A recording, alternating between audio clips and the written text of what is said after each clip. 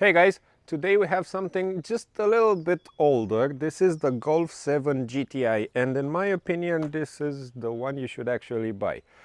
And why? You will see that in a second. Until then, back in 2013 when this car first saw the light of day, it started at around 26,000 euros, at least here in Romania. And if you use an inflation calculator, you will realize that 26,000 euros back in that day is equivalent to 33,000 euros right now. But at the same time, the owner bought this car in 2015 for 20,000 euros, and today he can sell it for 19 to 20,000 euros. So basically this is a very good investment. He had a car for, I don't know, 7 years with literally no loss whatsoever. If you want to buy a brand new Golf GTI, you can't, at least not in Romania. You can buy the GTE, which would be the closer one to this, but electric, and it starts at 39,000 euros. So 33, 39, that's a very big bump. So something is terribly wrong with the market right now.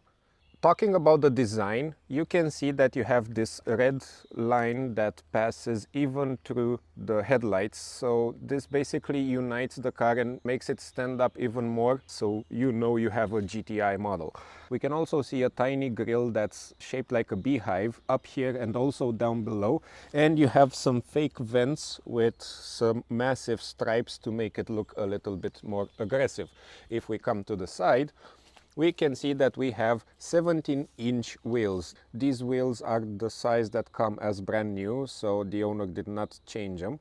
We can see the red brake calipers that match the design of the car, and at the same time the GTI logo here on the side. Another addition to the regular Golf is that we have some black ornaments down in the front, on the side, and if we go to the back we can see them as well. You know already how this car looks. What's important is how it drives, so you will see that in a bit. We have a rear spoiler with aerodynamic ornaments here on the side, and these are piano black, another GTI logo, and real exhaust pipes, and they are actually doubled, so you have two real exhaust pipes.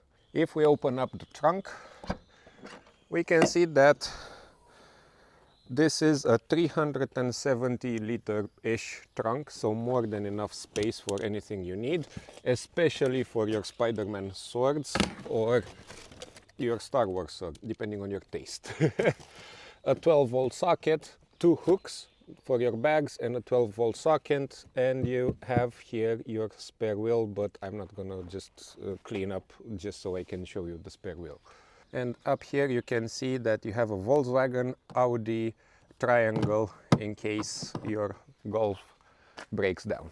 So, Golf 7 GTI, time to drive. First of all, you know the traditional key. The only difference is that it actually says GTI on it. So at least they had some attention to detail, not like the brand new cars when you buy a Lamborghini Urus and it comes with the most basic Audi key. So yes, something a bit different.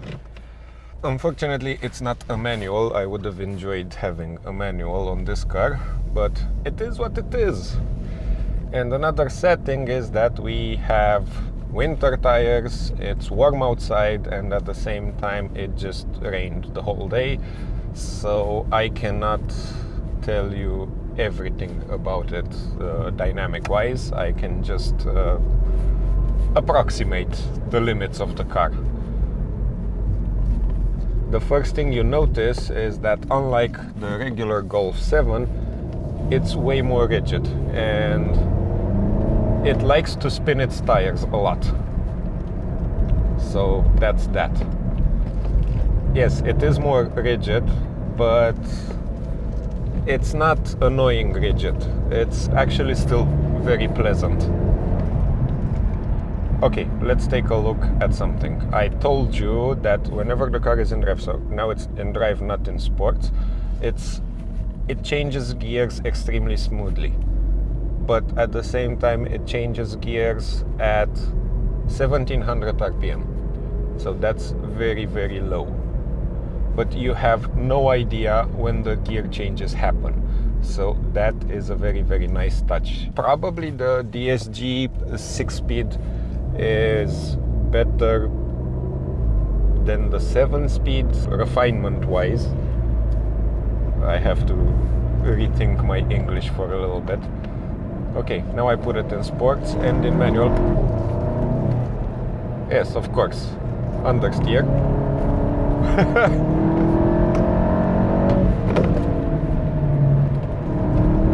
A lot of understeer. The traction control is doing its job wonderfully. Okay, this is... I'm surprised. Oh!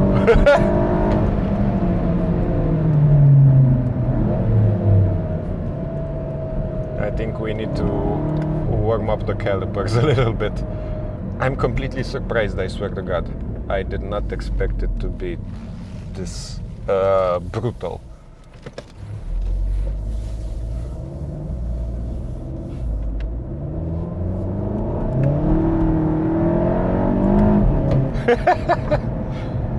Wow.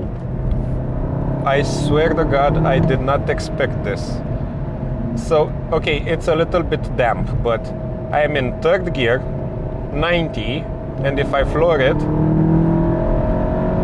traction control kicks in at 5,000 RPM, and that's at 130 kilometers an hour. Mind-blowing, because this is only 220 horsepower, but it feels like way, way, way more. It does have a lot of torque though, so yes, 350 Newton meters, it's enough. I think I just heard a pop. So if this car has pops and bangs, also lovely. I know you can make it pop and bang, but it does not want to accelerate in second. Amazing. So yes, you can get a lot of fun for not that much money. Oh my God.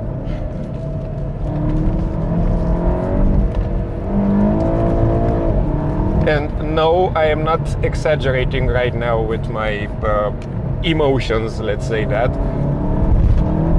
But I am literally shocked. I've driven all of the Golfs. I've even driven the Golf 4 R32, which is beautiful, by the way, and brilliant. And if you find one at a decent price, buy it, because the Golf 4 R32, it's gonna be a shit ton of money pretty soon.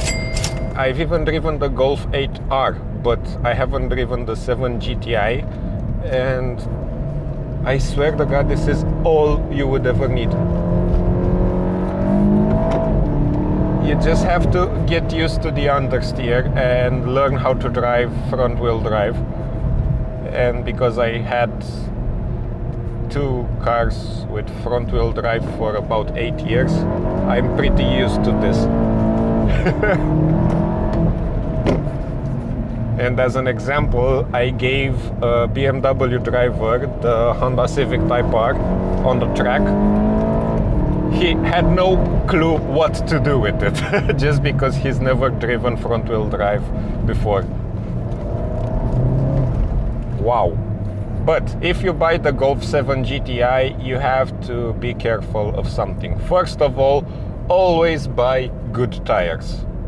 Without good tires, this car is literally nothing, and you cannot enjoy it one bit. It can actually become a little bit scary in case you do not have good tires.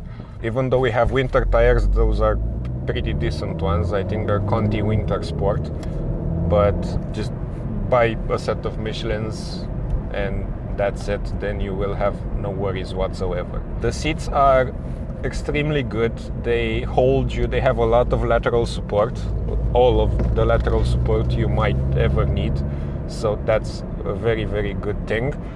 And the steering wheel, unfortunately the steering itself is a little bit too soft. It is too soft for my taste, especially because it's a sports car, so you don't want a soft steering, you want to actually feel what the car transmits. And yes, you do feel whenever it wants to start understeering, but oops.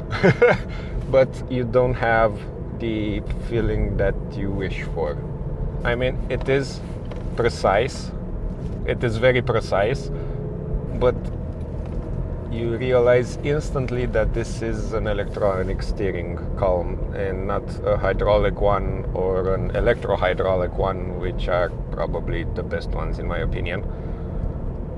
But come on, this is only to, I don't know, find stuff you don't like about it, because then you would go, oh look, we have decent materials here, we have decent materials here, but what is this? Who cares?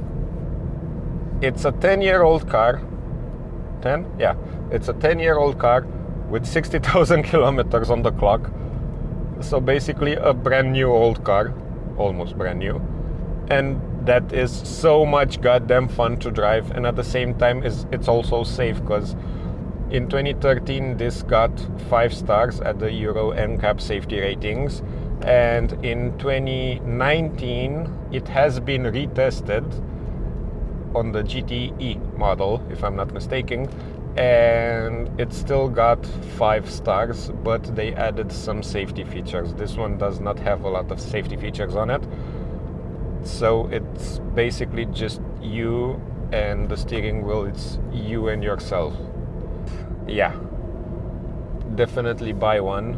In my opinion, any Golf GTI or the R are future classics, and let me know in the comment section below if you want me to do a series on future classics, because something weird happened.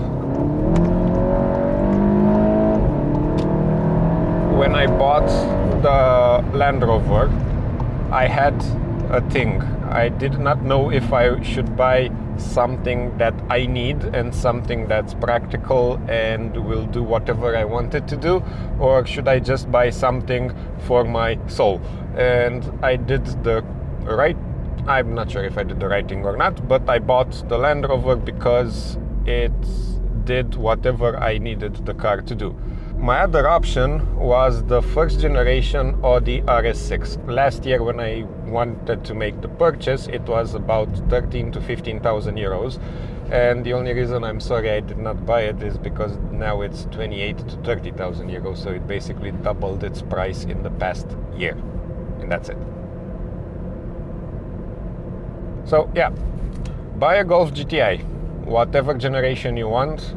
They are all fun to drive. In my opinion, the older the funner, but it just depends on you and your taste and whatnot. For me, this particular car is the best balance you can find or buy. So yeah, back to the forest. Yes, in my opinion, this actually is a future classic, and just for the fact that since 2015 and up until now it's literally at the same price, it's basically a no-brainer. And at the same time, even if you want to buy a Honda Civic Type R, you will probably get the previous model, not the one that's past 2012.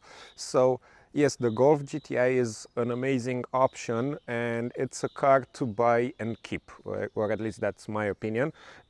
Very fun to drive, even though it's wrong-wheel drive, and it's basically a sleeper because it looks very clean and very dull, I may say, except just for the red band in the front.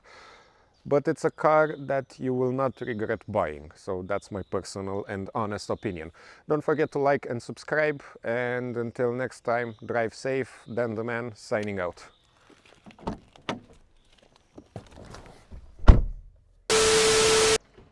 Camera merge.